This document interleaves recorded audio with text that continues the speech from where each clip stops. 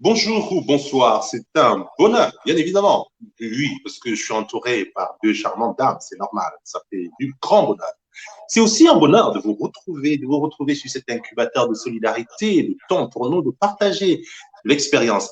À la place d'une, vous en avez deux aujourd'hui pour nous aider, pour nous apprendre, pour nous donner des trucs et des astuces pour gérer au quotidien le stress. J'ai envie de vous dire, parce que très souvent, je connais qui vont me dire non, le stress, je ne connais pas, c'est faux que vous vivez à la montagne, à la campagne, à la mer, tout le monde est soumis au stress tous les jours. Et encore plus chez nous en Afrique, parce que j'ai souvent entendu les gens chez nous dire, ah non, non, non, le stress, nous, on ne connaît pas, c'est les trucs des blancs et tout. Je vais vous dire, vous êtes menteurs, vous ne savez pas. Le stress, lorsqu'on sait que l'enfant n'ira pas à l'école. Le stress, lorsqu'on sait que l'enfant tombe malade, on n'a pas quoi le nourrir.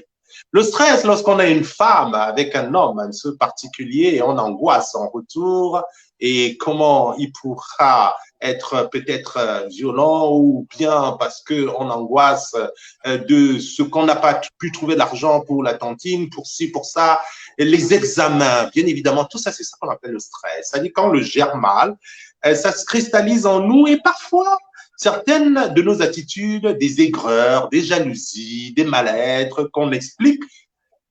Et tenez-vous bien, je sais, chez nous, on l'explique même parfois par la sorcellerie. Alors que non, non, c'est un mal-être psychique qui est lié tout simplement au stress. Et d'ailleurs, ça se somatise aussi souvent, ça se transforme souvent en maladie. Vous êtes étonné parce que vous allez à l'hôpital, on fait des examens, on ne trouve rien. On se dit, ah, mais non, c'est sûr, ça c'est l'oncle qui voulait le tuer et c'est sûr, il l'a déjà vendu. Ah, c'est le grand-père qui l'a mangé dans la nuit. Mais en fait, non. On somatise parce qu'on a un stress qui est constant en nous. Comme on ne sait pas le gérer et on dénie et on pense que c'est autre chose, on ne l'assume pas et malheureusement, voilà comment nous subissons le stress sans être même au courant, sans faire même attention. Bon, voilà le tableau et je vais surtout vous dire que je serai ravi d'entendre ces deux dames nous en parler ce soir. Vous qui allez nous regarder lorsque nous serons en vidéo, vous savez bien la procédure. Vous avez à peu près une heure de programme avec nous. Hein. Vous allez nous mettre dans un coin, nous écouter comme une radio, hein, et il n'y a pas de souci. Vous allez aussi partager dans différents réseaux. Nous concevons cette émission comme un programme que vous aurez écouté en replay et nous savons que vous êtes de plus en plus nombreux à nous écouter lorsque nous ne sommes plus là. C'est le but. Et l'idée, c'est quoi? C'est que c'est la connaissance qui va nous libérer. C'est aussi de vouloir profiter de vos avantages, vous aussi chez vous. Vous avez des savoir-faire que vous voulez partager avec nous. Nous sommes heureux de les accueillir. Vous avez peut-être des contestations par rapport à ce que nous disons. Nous sommes aussi sensibles et même très attentifs à la contradiction parce que la connaissance se construit aussi à travers la possibilité de se contredire parce que c'est la lumière vient de cette confrontation, on dirait, entre le yin et le yang, entre la lumière et l'obscurité.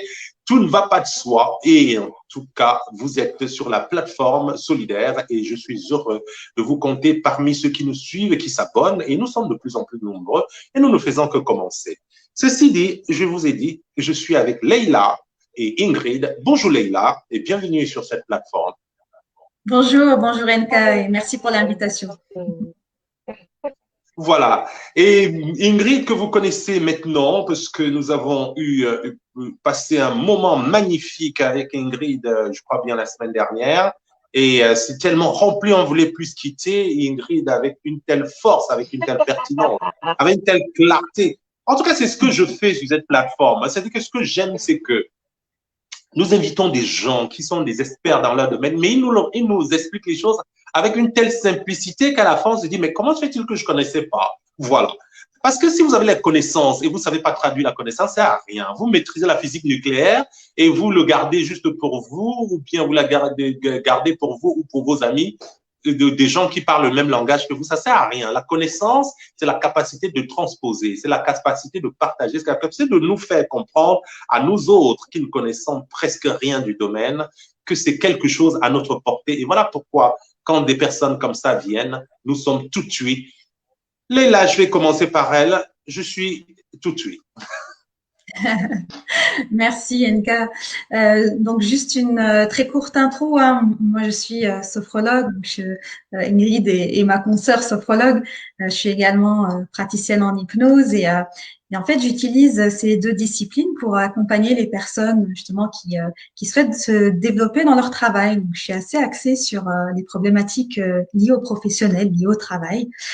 Donc, j'aide ces personnes à faire la paix avec leur stress, avec leur manque de confiance, et puis aussi parfois avec les relations professionnelles aussi qu'on peut avoir au niveau du travail, qui peuvent être un peu difficiles. Donc, l'objectif, c'est vraiment de trouver de l'aisance, de la fluidité dans le travail au quotidien. Et en ce moment, effectivement, avec la crise sanitaire en plus et le télétravail forcé, puis aussi cette manque de projection sur la fin. On n'a pas de date de fin, même si on sent que les choses sont en train de bouger. Vraiment, le sujet du stress au travail, il est vraiment très, très récurrent. Donc voilà, c'était une petite introduction. Ingrid, tu souhaitais prendre la parole rapidement Oui, également? Justement, euh, on va laisser Ingrid nous dire un mot, mais justement, parce qu'il y a beaucoup à dire, hein, rien que ce que Leïla vient d'évoquer peut nous prendre des heures. Et je sais Ouais. qu'elles sont tellement charmantes qu'elles reviendront aussi tant que possible, encore. quand leur emploi de temps pourra permettre, elles viendront parce que on a parlé du travail, par exemple. Ouais. La plupart des gens, on se demande s'il y a un lieu de travail où il n'y a pas de problème, quoi. C'est vraiment une source de stress. Il y a des gens qui sont angoissés chaque matin avant d'aller au travail. Il y a des gens qui ont presque envie de tout abandonner. Et voilà, grâce à des personnes comme vous, on peut mieux vivre ces moments. Et c'est ce qu'on va essayer de voir. On revient après. Déjà, le temps d'accueillir, bien sûr, Ingrid, une fois de plus, avec beaucoup de plaisir, hein, avec beaucoup de lumière aussi. Alors, bonsoir à tout le monde. Enchantée d'être là. Merci à Nka, hein. Il le dit encore une fois, je reviendrai. Je suis là, je n'irai nulle part. Et puis, merci à Leïla de s'être joint à nous parce qu'effectivement, comme elle vient de le dire, on vit actuellement un stress supplémentaire qu'on n'avait pas il y a encore quelques mois, du moins une année, puisque ça va faire un an qu'on est dans cette situation sanitaire assez difficile. NK l'a Hum, dit tout à l'heure, aujourd'hui, on a souhaité parler sur le stress parce qu'on vit tous un moment de stress dans nos vies, dans notre parcours et encore plus aujourd'hui où effectivement, Leïla vient de le mentionner, on ne sait pas à quel moment ça va se terminer ce hum, travail que finalement on était habitué à avoir au bureau, mais qu'on ramène à la maison parce que ben, la situation ne nous donne pas une autre solution, un choix. Et hum, je suis encore plus heureuse aujourd'hui parce que, comme il a dit NK, moi je viens de l'Afrique, hein, et chez nous en Afrique, on pense souvent qu'on ne vit pas le stress, on pense souvent que c'est la sorcellerie, c'est toujours quelque chose d'anormal, alors que effectivement c'est quelque chose qu'on vit tous les jours. Alors déjà dans sa vie personnelle, ça peut arriver quand on est maman d'enfant, quand on est une épouse, parce qu'on vit les problèmes au quotidien, les difficultés financières, les factures, enfin le stress, c'est quelque chose avec lequel on vit au quotidien et je pense qu'à un moment donné, hum. il faut s'asseoir, réaliser effectivement qu'on est dans un temps de stress et voir comment on peut, alors peut-être pas l'évacuer complètement, je veux bien qu'on soit réaliste, hein, mais vivre avec et savoir le C'est vrai. gérer, savoir Hum, justement ne pas le laisser nous mener à l'étouffement. Voilà. hum. Leïla, on revient. Oui. Alors justement, il y a quelque chose que vous avez dit chacun ici, mais Hum, cette histoire de stress qui est quelque chose de naturel en fait. L'homme, il est fait pour stresser et heureusement qu'on d'accord. stresse. En fait, le stress, c'est une réaction à ce qui peut arriver au niveau de l'environnement, à un danger au niveau de l'environnement. C'est vraiment très archaïque en fait comme réaction. C'est dans notre Tout à cerveau fait. Donc, depuis. parfois, quand on n'est pas stressé, on devrait s'inquiéter plus tôt. Oui, exactement. C'est normal de stresser. C'est vraiment, alors, dans le corps, il se passe vraiment des choses. Il y a le cerveau, il va libérer de l'adrénaline et du cortisol. Et ces deux hormones, elles vont Mhm, avoir pour objectif d'accélérer le cœur, d'accélérer la pression artérielle, d'aller dilater les bronches.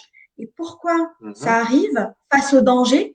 Pour que la personne puisse mobiliser le cœur, la respiration pour pouvoir éviter ce danger en fuyant, par exemple, mhm, ou en attaquant.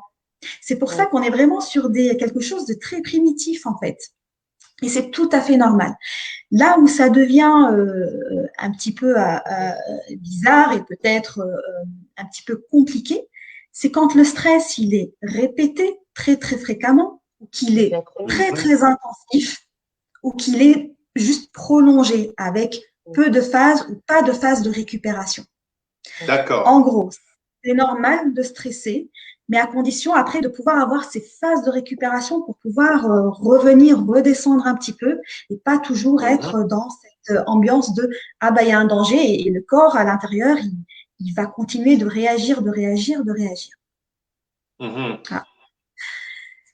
Donc, alors, je vais rebondir parce que effectivement, Leïla, on parle, ça se voit, c'est une sophrologue et puis elle a fait de l'hypnose aussi, donc elle a une manière très, comment dire ça, très scientifique d'expliquer ça, mais c'est pas pour dire qu'il y en a qui le comprennent pas, mais je voudrais juste dire que effectivement le stress, on a deux types de stress, on a un stress aigu qui est un stress qu'on peut avoir comme ça de temps en temps parce qu'on passe un examen, parce que c'est la fin du mois, il faut payer des factures, parce que on a envie de quelque chose, on n'arrive pas à l'avoir, on cherche une solution, donc on se met dans un état d'excitation. En fait, c'est vraiment une réaction finalement à quelque chose des fois de nouveau ou qu'on appréhende.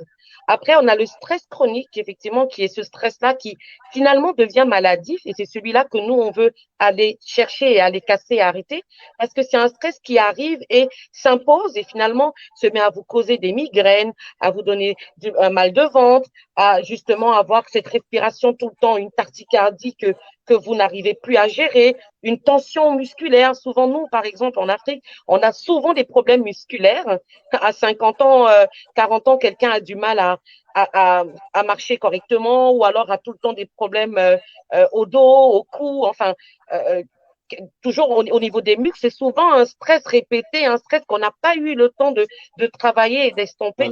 Donc, effectivement, on a ce stress aigu, la fatigue, ce stress chronique, la fatigue qui s'installe aussi tout le temps. Je suis fatiguée, on ne sait pas pourquoi. Tout ça, c'est une accumulation de stress qu'on n'a pas su gérer. Et vraiment, si nous, on prend le temps de venir en parler aujourd'hui, c'est pour dire aux gens, c'est pas quelque chose qui n'existe que dans un seul continent, parce qu'on a souvent l'impression, on le dit, le stress, c'est pour les Européens, hein, c'est pour vous là-bas, là, ça nous concerne pas ici. C'est pas vrai, le stress, c'est quelque chose qu'on vit tous, et oui, c'est normal de stresser, mais jusqu'à quel degré? Donc, voilà, je voulais juste prendre ça. Très bien. Justement, je voudrais dire à ceux qui nous écoutent sur le continent, en tout cas, ce que je souhaite d'ailleurs, c'est que vous qui êtes avec nous, partagez cela dans du bon réseau. Parce que vous qui vivez dans les diasporas, probablement, vous voyez un petit peu comme des objets du stress au quotidien, mais vos stress est aussi dû à ceux qui sont sur le continent.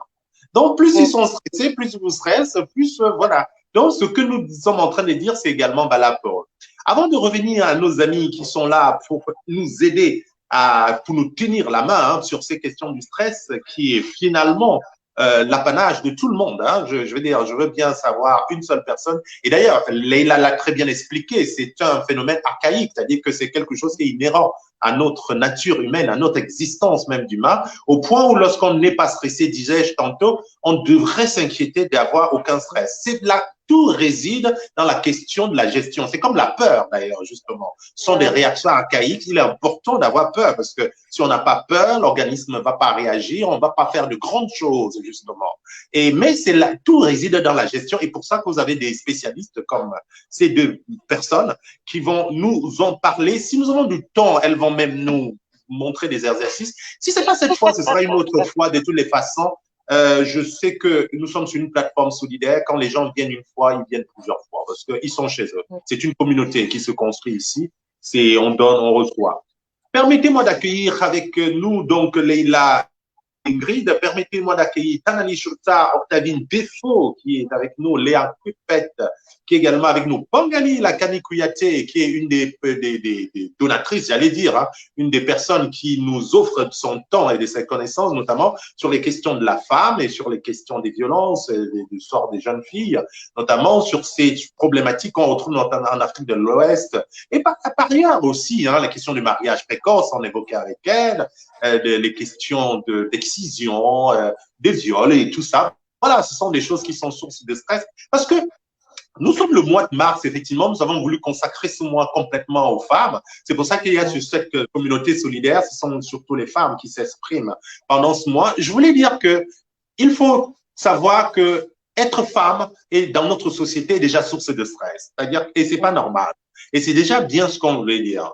C'est-à-dire que juste le fait d'être une femme, c'est déjà un sujet de stress.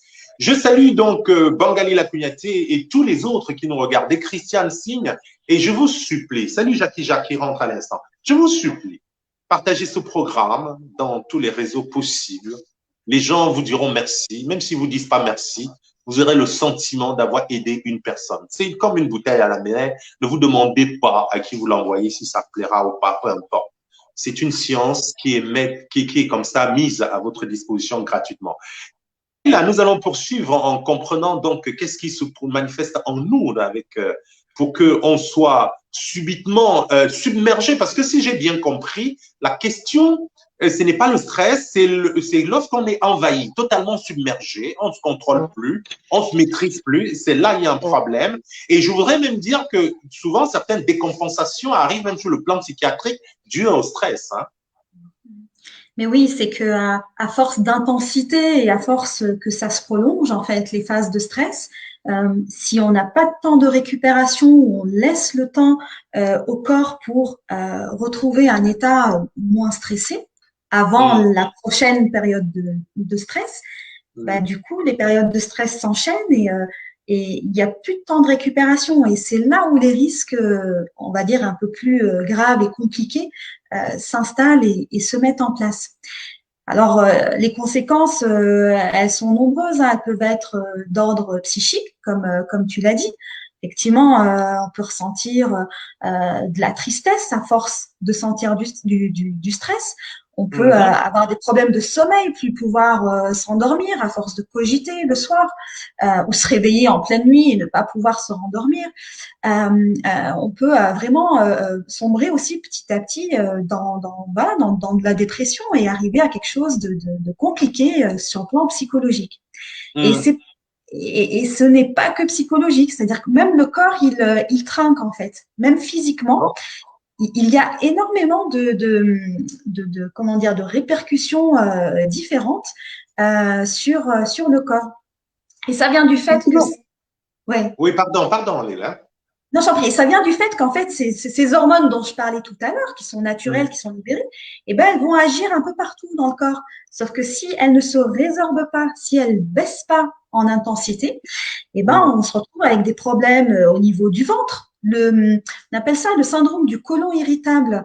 Quand au niveau des intestins, on a mal au ventre, on ne sait pas pourquoi. Pourtant, on a été chez le médecin, il dit qu'il n'y a rien. Eh bien, en fait, ça peut être aussi somatisé au niveau du ventre. Il y a des personnes qui ont au niveau dermatologique, au niveau de la peau aussi, des réactions. Des manifestations. Ouais, exactement. Du psoriasis, ce genre de… Eczéma et tout ça. Exactement. Donc, effectivement, il y a des répercussions psychiques, comme tu l'as dit, mais aussi physiques de ce stress. C'est ça.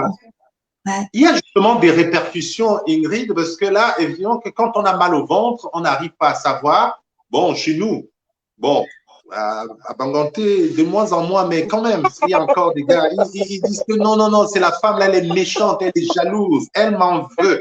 C'est parce que j'avais mis un beau pain l'autre jour, comme celle est méchante, c'est pour ça qu'elle m'a jeté un sort. La nourriture que j'ai mangée, là, je me disais, alors, c'est lié au stress.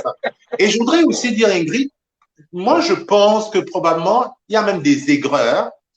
Leïla nous a donné des tableaux cliniques, effectivement, mais qui sont plus ou moins, effectivement, palpables, mais il y en a d'autres qui nous portent inconsciemment, comme la jalousie, l'aigreur. C'est-à-dire que c'est lié parfois au stress. Vous voyez des gens qui sont méchants gratuitement, c'est parce qu'il y a quelque chose qui les embête, mais qui ne maîtrisent pas. Donc, c'est un mal-être personnel qui peut être lié au stress aussi, non? À la difficulté de gérer son stress.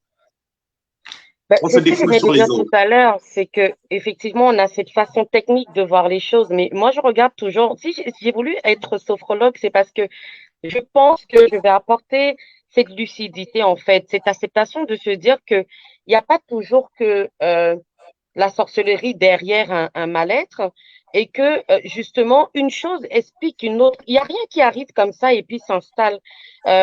Souvent, c'est normal. Vous allez, elle vient de le dire, Lila, vous allez chez un médecin, il vous dit qu'il n'y a rien, il ne voit rien. Mais vous sentez que vous n'êtes pas bien, quelque chose qui ne fonctionne pas. Il y a quelque chose qui n'est pas clair. Vous sentez votre corps vous lâcher, mais tout le monde est en train de vous dire que c'est rien. Alors, imaginez, vous et moi, je viens tous les jours chez toi à te dire, je ne me sens pas bien, je ne suis pas bien. Et puis, tu me demandes, tu as été chez le médecin? Oui, ben, j'ai été chez le médecin. Ben, qu'est-ce qu'il dit, le médecin? Ben, il n'y a rien. Ben, alors, il n'y a rien. Et pourquoi tous les jours, tu es en train de pleurer? Non, non, c'est bon. Franchement, il faut amener tes sorcelleries loin. En fait, c'est souvent comme ça qu'on s'exprime. Et à un moment donné, qu'est-ce que ça entraîne? Ça fait que vous avez honte de parler. Vous n'avez plus envie de vous livrer, en fait, de vous plaindre parce que vous êtes fatigué de vous plaindre et que personne ne prenne Personne le ne temps vous de croit. vous écouter. Et donc, ça crée quoi? Ça crée de l'aigreur à un moment, ça crée de Tout la à fait. frustration, ça crée un, un malaise, en fait. Donc, vous renfermez, vous vous renfermez. Et à un moment donné, vous n'avez plus envie de parler à personne. Vous n'avez plus envie de voir personne. Donc, il faut comprendre. Moi, je dis toujours aux gens, quand quelqu'un arrive et vous dire, je ne me sens pas bien, au lieu de le repousser parce qu'il vous l'a dit une fois, deux fois, trois fois, il vaut mieux lui dire, OK, qu'est-ce qui se passe? Comment tu vas? Parce que, en fait, tant qu'on ne vit pas une situation, on ne peut pas la comprendre en réalité. Bien Donc, sûr. c'est vraiment, ce que je dirais, c'est que effectivement, des fois, on vit des situations, on vit des malaises qui sont mal compris par les autres et qui finalement finissent par nous renfermer, nous étouffer dans notre situation. Leïla, Et c'est important, voilà, j'avais envie de relever quelque chose. Ingrid, tu dis, voilà, on va chez le médecin et il trouve rien. Mais c'est important quand même d'aller faire cette démarche-là pour vraiment s'assurer que, voilà, on est physiquement OK ou peut-être qu'il y a quelque chose d'autre derrière, en fait. Le stress n'explique pas tout, pas toutes les pathologies. Mais justement, si on a vérifié chez le médecin et que ça continue, on peut émettre l'hypothèse. D'ailleurs, des médecins eux-mêmes peuvent dire, bah écoutez, je trouve rien et est-ce que vous n'êtes pas trop stressé en ce moment? Essayez de vous relaxer, de vous détendre un petit peu. Quand eux-mêmes ne trouvent pas de raison valable aux symptômes, bah, il arrive qu'ils émettent cette hypothèse-là. Et oui, effectivement, le stress peut conduire à somatiser. Et en deuxième étape, une fois qu'on a vérifié justement qu'on est OK chez le médecin, bah justement là, la question se pose de comment mettre en place les solutions pour réduire de cette intensité du stress. Voilà. Alors, moi, je voudrais justement, juste comment? rajouter que Oui, à bien sûr. partir de maintenant et ceux qui vont nous suivre sur ce direct, sur ce live, et comme il le disait, NK, c'est vraiment important de partager parce que souvent on a des sensations, on a des malaises, mais on ne sait pas d'où ça vient. On ne se pose pas la bonne question. Et c'est pas insultant, je le dis encore, hein, je ne manque pas de respect ici aux médecins, mais par moments, je l'ai vécu moi-même, où on m'a donné des antidépresseurs parce qu'ils pensaient que je devenais folle. J'ai eu à avoir des antidépresseurs à l'hôpital, aux urgences, parce qu'ils pensaient que j'étais en train de stresser pour une situation j'étais folle en fait, je devenais folle, j'avais rien, mais je m'abstinais à dire que j'étais malade. C'est pour dire que c'est réel. Le stress entraîne un bouleversement dans le corps humain. Le stress, c'est une source de maladie. Le stress peut nous emmener à notre perte en fait. Et il faut se rendre compte, aujourd'hui, si on vous parle des symptômes, c'est pour vous dire que si vous vous sentez comme ça, si vous avez déjà cherché à savoir, souvent même les nerfs, vous savez, je l'ai raconté la dernière fois, j'ai rencontré des personnes qui avaient des problèmes de nerfs depuis 20 ans, mais qui ne savaient pas que c'était un problème euh, par rapport aux nerfs, en fait, par rapport au stress qu'ils avaient eu à avoir pendant des années et qui n'ont pas extériorisé à un moment donné. C'est vraiment important de comprendre que c'est pas toujours une maladie qui arrive de nulle part et d'ailleurs, c'est quelque chose qu'on vit intérieurement, qu'on garde sur soi. C'est des problèmes qu'on intériorise à un moment donné, le corps ne suit plus. Donc, même des fois, les médecins ne peuvent pas se rendre compte parce ils sont pas avec vous au quotidien. Ils sont pas avec vous au quotidien. C'est pour cela qu'il existe des personnes comme là, nous sommes en train d'en parler grâce à ces deux personnes. Donc, pour nous aider à comprendre, il ne faut pas penser que les médecins n'ont pas la solution. Tout, j'ai dit que la médecine, c'est le meilleur, le premier médecin, c'est nous-mêmes. C'est-à-dire que être capable de maîtriser son corps. Parce qu'en effet, un bon médecin vous demande, vous pose des questions. C'est à partir de vous le médecin nous accompagne. Donc, il faut quitter l'idée, avec Dr Choco, qui nous fait d'ailleurs des consultations gratuites, qui reviendra bientôt. Il le répète à soi, hein, c'est-à-dire que nous devons faire de manière à être les meilleurs médecins, à savoir nous écouter, à savoir évaluer, et c'est nous qui guidons le médecin sur même les traitements ou tout ce qu'il peut nous donner. Nous sommes donc le mois de mars, effectivement, j'ai insisté sur cet aspect pour dire que les personnes qui sont un peu plus sujettes au stress, c'est souvent les femmes quand même, parce que, et les enfants, et le mari, et le travail, et la pression sociale. Je dis que pour le seul fait d'être femme, elles sont obligées de toujours se prouver quelque chose, de prouver quelque chose, elles sont obligées. Et parfois, voilà, elles font un petit peu, voilà, un peu n'importe comment, parce qu'elles ne sont plus elles-mêmes. Et ça, c'est aussi source quand même, avant de partir sur les pistes de solutions, Léla, je pense que c'est quand même une source de stress, d'angoisse quand même, c'est d'être pas reconnu dans la société. Oui, oui, oui, et effectivement, et les femmes, elles sont très touchées par le stress. Et comme tu l'as dit à juste titre, c'est la pression qu'elles peuvent se mettre elles-mêmes dans une quête de perfection aussi, mais en même Voilà. temps, il y a aussi une pression au niveau de la vie à la maison. Et en plus, si elle travaille, il y a aussi cette charge au niveau du travail et elle cherche à jongler entre ces deux choses. Effectivement, c'est une grosse source de stress. Après, si on regarde un petit peu par l'axe du travail, et je vais laisser après Ingrid parler plus sur le plan de la vie personnelle. Au niveau du travail, c'est vrai qu'il y a chaque personne, elle est en ce moment soumise à une charge de travail importante et de plus en plus importante. Ça, c'est assez récurrent en fait, et donc de pouvoir aussi être dans la performance, atteindre vraiment des niveaux de performance importants, abattre beaucoup de travail et puis surtout là depuis les derniers mois pour ceux qui travaillent et qui se sont retrouvés à travailler de la maison, effectivement il y a eu aussi ce côté d'isolement en fait, de se retrouver toujours au même endroit, à travailler à la maison, finalement isolé de ses collègues et puis aussi avec ce mélange entre la vie professionnelle et la vie personnelle. Quand on reste à la maison, qu'on fait du télétravail, finalement, quand est-ce que commence le travail, quand est-ce qu'il s'arrête, quand est-ce que commence la vie personnelle et quand est-ce qu'elle s'arrête. Et tout se mélange un peu et puis ça fait vraiment pas bon ménage en fait. Et le truc, encore une fois, c'est que si ça arrivait pour une courte durée, ce serait OK. Mais là, ça fait 1 an que ça dure. Et c'est ça aussi qui fait que beaucoup de personnes en ce moment ressentent encore plus le stress du travail. Voilà. Donc, si je comprends, le stress est aussi dû à cette difficulté de clivage, parce que parfois c'est important de cliver l'espace travail ou le temps du travail, l'espace-temps consacré au travail, l'espace-temps consacré aux enfants, l'espace-temps consacré au mari ou à je sais pas à quoi. Et il faut c'est aussi cette capacité d'organisation, de répartition, d'équilibrage de ce qu'on a à faire qui nous met à l'abri. C'est ça. Le fait de pouvoir se poser des limites, vraiment, c'est quelque chose qui peut déjà être par soi-même quelque chose d'important pour avancer vers une recherche de plus de sérénité.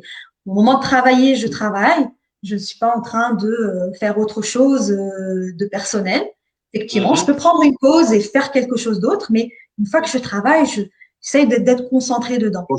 C'est ça. Il y a cette notion d'être multitâche. Je ne sais pas si ça vous parle en fait. Le fait je suis en train de travailler, en même temps je suis sur un dossier, en même temps je regarde mon téléphone pour voir s'il n'y a pas des mails nouveaux qui arrivent. Des Congosa, bon, chez nous, bon, les là, ne connaissent pas trop, mais... Et je suis sur les plusieurs ragots, quoi. Comment? Je disais que le Japab, le Congosa, je dis, bon, là, Léla ne suit pas trop, elle est perdue. Le Congosa, le Japab, c'est des ragots. C'est-à-dire, on ne peut pas être à fond sur un dossier hyper concentré et être encore en train de regarder les derniers Japab sur le Facebook qui a clashé qui. Donc, c'est ça aussi ça nous épuise. Exactement, ça épuise le cerveau. Parce qu'à chaque fois qu'il se C'est remet qui sur est quelque chose. drôle. Pardon, Leïla, c'est important pour moi parce que comme cela est important pour moi de le comprendre, je pense pour ceux qui nous écoutent aussi, j'insiste dessus pour que tu nous expliques davantage. C'est que parfois on a l'impression qu'on fait ça pour se détendre. Mais en fait, non, c'est l'effet inverse, si je comprends bien. C'est-à-dire que je travaille sur un dossier très sérieusement, où je dois être concentré tout en mon énergie, et puis je m'en vais voir qui a tiré les mèches de qui là, et quand on pose les questions, on dit ah non, c'est pour me détendre, c'est pour. Mais en fait, non, c'est un mauvais effet. C'est bien ce que tu essaies de nous faire Oui. comprendre. Ça Il faut fatigue le finir le cerveau. travail et après aller au Congo-Ça, s'installer, prendre son tabouret, s'asseoir, retirer même les chaussures, desserrer même la ceinture, être bien, taper le japap. Quand tu as fini, tu C'est repars. Voilà. exactement ça. C'est ça. Et c'est exactement ça. Ça fatigue inutilement le cerveau, en fait, de changer Voilà. de sujet constamment. Et si toutes les 5 minutes, on regarde Facebook, et ben finalement, toutes les 5 minutes, le cerveau, il passe d'un sujet à l'autre. Il doit se Ah ouais. réadapter. Et ça lui demande un effort, donc de la fatigue. Ah non. Donc, il perd de son efficacité. Donc, le dossier important sur lequel je travaille, je dois mettre 1 heure de plus pour le terminer et Ah je rentre oui. 1 heure plus tard et ainsi de suite. Et donc, tout ce qui est multitâche, en tout cas au travail, c'est Oui. vraiment, c'est quelque chose qui a été considéré comme une qualité à un moment. Mais Hum. au fil des années, là, sur les dernières années, ils ont bien démontré que il valait mieux éviter, en fait. Vraiment cloisonner. Quand je travaille, je travaille. Et quand je fais une pause, je fais une pause. Et là, je suis à fond dans ma pause aussi. Et du coup, on se sent bien, Ingrid, certainement dans sa peau. Moi, ça me parle, hein, parce que moi, je sais faire des choses très, très différentes à la fois. Donc, moi, ça me parle. Mais simplement, quand je fais chaque chose, je suis à 100% dedans. Je suis à fond. Je suis à fond. Alors, si vous me voyez en train de faire un truc, vous ne pouvez pas imaginer que je peux faire l'autre. Parce que à chaque fois. Et donc, du coup, je comprends. Donc, c'est pour ça que je peux quand même faire, mener des choses très différentes sans être très épuisé. Et surtout sans être irrité, sans me mettre en plus de la pression. On peut même être fatigué parce qu'on a beaucoup travaillé, c'est tout à fait normal. On ne va pas dire qu'on ne va pas se fatiguer, mais on peut le faire sans avoir l'impression que, voilà, c'est très grave le monde, on a le risque de tout rater. C'est vraiment quelque chose de nouveau et de très important pour moi, ce que je viens d'entendre là. Ingrid, donc c'est un peu Ben, je ça pense qui que peut nous. Pardon?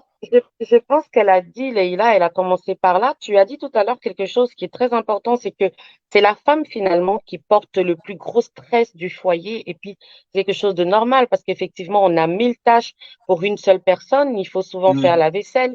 Il faut, en plus, maintenant, le télétravail à la maison. Il faut s'occuper des enfants. Il faut faire des devoirs. Il faut s'occuper du mari. Il faut préparer le lendemain. Il faut le En fait, masser, il faut lui finalement, donner à manger, le il masser, faut lui donner laver à ses manger et puis pieds, après, il faut enlever s'occuper ses de lui le chaussettes. soir au lit. Donc, on est bien d'accord que finalement, en une seule personne, on a 1000 casquettes. Mais c'est quelque C'est vrai. chose qui est normal, qui est bien, mais qui peut aussi être dangereux. Et d'ailleurs, tu l'as dit tout à l'heure, il faut savoir utiliser la bonne casquette pour chaque chose. Parce que sinon, ben, j'aime bien souvent introduire dans la vie, notre vie au quotidien, ben, c'est souvent cause de divorce. Hein. Vous savez, le fait de mal gérer son stress, son quotidien, parce Mm. qu'effectivement, on transporte les problèmes du travail. Et d'ailleurs, c'est pour ça qu'elle a dit tout à l'heure que c'est bien de, de séparer, hein, parce que quand on ne sépare pas, mais finalement, on s'en mêle les pinceaux. Et puis, Mhm. finalement, on prend le problème du travail pour aller vers le mari, on prend le problème du mari pour aller vers le travail. Et il faut, moi-même, je pense que j'ai été comme ça très jeune. Quand on est jeune, on est dans la fougue, on ne sait pas comment se comporter, comment faire. Et puis, on monte très vite en stress, très vite en neige parce que finalement, Attention, on ne attention. gère pas. Pendant qu'on est en train de travailler, on parle avec une copine. Pendant qu'on parle avec la copine, on lit les messages. Pendant qu'on lit les messages. Donc, au final, tout ce qu'on fait est médiocre. Il n'y a rien Mhm. qui est finalisé, complété, et puis notre esprit n'est pas focalisé sur une seule chose. C'est comme si vous êtes dans un magasin, on vous ramène 1000 vêtements en même temps, vous aurez du mal à choisir le vêtement qu'il vous faut. Il vous faut qu'on vous laisse regarder un vêtement, l'apprécier, l'essayer s'il faut, puis si pas ça vous dit rien, le mettre de côté, aller vers un autre. Mais si on vous met 1000 vêtements, on vous dit choisis, votre cerveau ne saura plus où aller, comment faire. Chaque chose a son temps, c'est important. je le dis toujours aux femmes, même quand on est une maman au foyer avec des enfants, avec un mari ou même sans un mari, mais qu'on est une femme entrepreneuse, qu'on est une femme au grand cœur, parce qu'en plus, nous, ces femmes-là d'aujourd'hui, on s'aide de nous-mêmes, mais on aide aussi le peuple, on aide aussi les autres. Donc, C'est vrai. si on n'arrive pas à scinder tout ça à un moment donné, ben, on se laisse envahir parce que le stress est quelque chose de naturel et le stress, c'est une gestion de nos émotions. T'es content, ça peut arriver d'être stressé. Des fois, t'es fâché, ça peut arriver d'être stressé. Donc, nous, aujourd'hui, Leïla, comme moi, on a décidé d'aller vers la sophrologie pour pouvoir accompagner ces gens-là, pour pouvoir leur dire, OK, est-ce que tous les jours de ta vie, ou alors même une fois par semaine, est-ce que tu prends un temps pour toi-même? Est-ce que tu prends un temps avec toi-même? Est-ce que ça t'arrive de t'asseoir, de te raconter ta journée, de savoir à quel moment il y a une émotion qui a été plus forte que l'autre et pourquoi? Et même encore pire, par moment, il y a des émotions qu'on a gardées et qu'on a cassées dans notre cerveau depuis des années et qui ressort, on ne sait pas pourquoi, mais par exemple, le 25 de mars de tous les années, on est stressé. Mais on ne sait pas pourquoi à cette date-là, précisément, on est stressé. Et donc, la sophrologie, moi, c'est quelque chose que j'aime parce que je l'expérimente avec mes enfants depuis quelque temps. Je le racontais à Leïla l'autre jour. Je disais, tu sais, quand on commençait les cours, je me disais, mais est-ce que je suis pas folle d'avoir dépensé autant d'argent pour faire cette formation? Et quand je vois comment maintenant le soir, en 2 minutes, j'endors mes enfants, grâce aux séances de relaxation, je vous dis, c'est incroyable. Je l'ai pas fait jusqu'ici parce que je voulais être sûre d'avoir fini ma formation, parce que je voulais pas aller les enfermer dans leur corps non plus, parce qu'attention, il faut pas faire n'importe quoi, hein. Souvent, les gens me disaient, mais Ingrid, tu es déjà sophrologue, depuis 3 mois, depuis 4 mois, pourquoi tu te lances pas? Je leur disais, non, j'attends la fin pour être sûre que je maîtrise mon sujet pour savoir exactement où je vais. Et je vous promets, mes enfants peuvent en témoigner. En 2 minutes, ils s'endorment le soir. S'ils sont gentils en ligne, aujourd'hui ou un autre jour, on va leur apprendre comment s'endormir rapidement, on leur donnera toutes les solutions. Il faut qu'ils partagent là dans différents réseaux. Il faut que, je salue d'ailleurs notre spécialiste nutrition et bien-être, Anastasia Finesse, qui est en ligne, qui nous salue. Elle dit d'ailleurs que ça se voit que tu aimes cela, Ingrid. Bien sûr, je pense qu'il faut aimer ce qu'on fait. Il faut non seulement aimer ce qu'on fait, mais par contre, je vais vous dire une chose. Tout le monde n'a pas la chance de faire ce qu'elle aime. Mais il faut savoir construire une relation avec cette nouvelle chose, parce que si ça vous permet de vivre, si ça vous permet d'élever vos enfants, c'est déjà important. Il ne faut pas non plus stresser parce qu'on dit, ouais, j'avais voulu être pilote de ligne, voilà que je suis obligé de vendre au marché. C'est pas non. Il faut être content de vendre au marché. Une vie est encore une vie. Et on va retourner justement au travail, Leïla, parce que parfois, au travail. Je salue Johan Franklin Boyo, effectivement, qui est aussi avec nous. Et je vois que vous ne partagez pas assez ce programme et il faut que vous puissiez le faire parce que je veux qu'un maximum de personnes puissent en profiter. Personnellement, je m'en fiche qu'il y ait beaucoup de gens parce qu'une ou deux personnes qui écoutent, c'est très bien. Si ça change leur vie, c'est déjà magnifique. Mais on dit chez moi à Banganté que quand il y en a pour un, il y en a pour deux. Je ne sais pas si Leïla comprend. Il faut que je t'emmène en Banganté. À Banganté, d'ailleurs, tu vas voir, c'est magnifique. Banganté, je ne sais pas. On l'emmènera. La vie peut s'arrêter.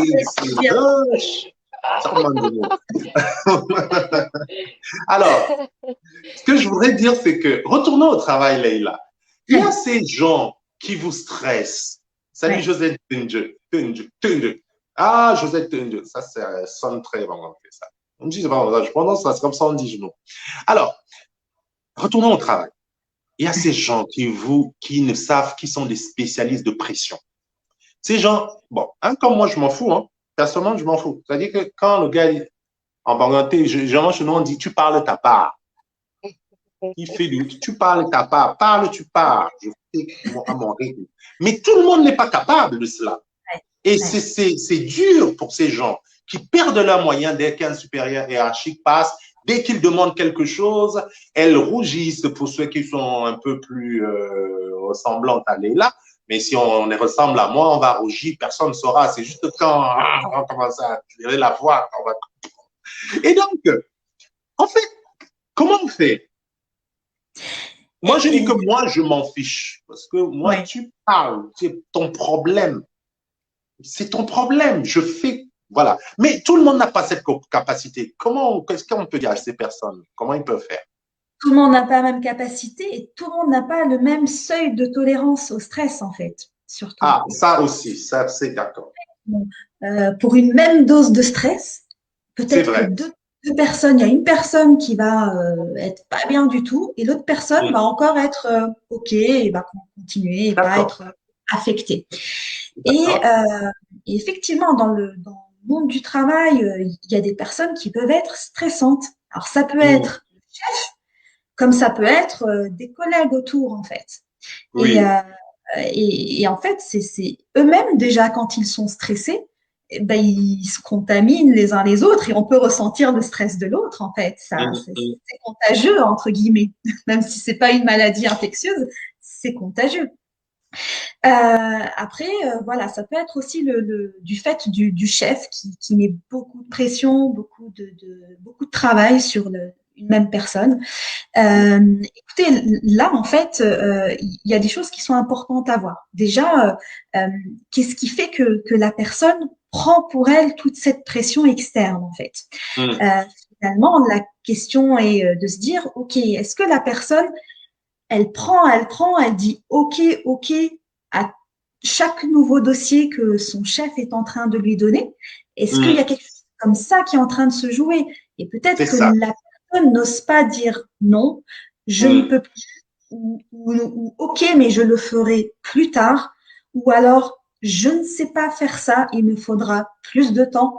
En Mm. fait, finalement, c'est pas mal lié à la personnalité aussi de la personne. Est-ce qu'elle va oser à un moment dire, compte tenu des circonstances, il faut qu'on revoie en fait ma charge de travail. Après, effectivement, c'est pas parce que la personne le dit que de l'autre côté, il va y avoir une oreille attentive qui va l'écouter et qui va Mm. agir en ce sens. Mais je peux vous dire déjà que le fait de l'avoir dit, ben déjà, le fait de s'affirmer en fait, gentiment et tranquillement, juste expliquer la situation, déjà, on se dit, OK, je ne suis plus en train de subir, je suis en train d'agir. C'est une Mm. première étape. Je Très lui bien. en parle à mon chef et Mm. ensuite, je vois quelles actions il peut mettre en place ou je peux mettre en place. Je peux aussi, en tant que employé, lui proposer des choses, lui proposer de décaler un timing, une deadline Mm. et voir en fait si on peut arriver à quelque chose ensemble. Effectivement, quand la surcharge de travail est excessive, a priori, l'une des grandes solutions, ça va être ça. Ensuite, ben, il y a tout ce qui peut être fait à côté pour décharger ce stress. Bien Mais sûr, on va y venir. Ouais. d'où le besoin des experts comme vous. On aura l'occasion d'y arriver, mais il faut qu'on analyse absolument les manifestations pour que les uns les autres comprennent. Si on n'a pas le temps aujourd'hui, c'est pas grave. La prochaine fois, on va expliquer comment résoudre cela. Mais je voudrais dire qu'effectivement, si quelqu'un a une entreprise, si j'ai une entreprise et je veux qu'il y ait une belle ambiance, il faut que ça se passe bien. Il faut peut-être faire recours aux coachs, aux gens comme vous, pour travailler sur l'équipe, pas sur une personne, parce que parfois, une seule personne peut, voilà, foutre la pagaille et ça, c'est une chose aussi. Et ce que je voudrais dire, c'est que relever sur ce que tu viens de dire, et c'est très important, peut-être que tu vas réinsister là-dessus avant qu'Ingrid nous apporte son éclairage, c'est que la notion d'acteur, c'est-à-dire que subir et agir, parce que parfois nous pensons que agir, c'est simplement le fait d'être celui qui commande ou qui dirige.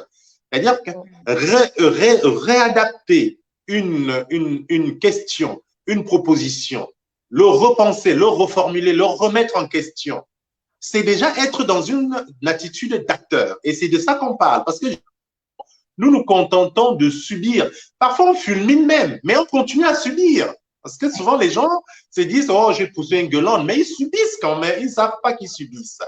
Donc, il faut s'approprier les choses. La chose, si j'ai bien compris, c'est un peu cela. Et tout se joue là. Tout se joue là. Est-ce que silencieusement ou même en fulminant, je subis ou bien je m'inscris comme acteur dans ce qu'on est en train de me dire et qui ne me plaît pas, avec lequel, cette chose avec laquelle même je suis en désaccord. C'est ça. Finalement, je prends la responsabilité de ma vie. C'est-à-dire que je réalise que j'ai trop de travail, j'ai une trop grosse surcharge.